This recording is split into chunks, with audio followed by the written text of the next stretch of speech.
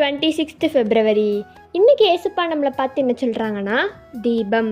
உம்முடைய வசனம் என் கால்களுக்கு தீபமும் என் பாதைக்கு வெளிச்சமுமாய் இருக்கிறதுன்னு சங்கீதம் 119, 105 சொல்லப்பட்டிருக்கு. ஏசப்பாவோட வசனம் நம்ம கால்களுக்கு தீபமாக இருக்குது.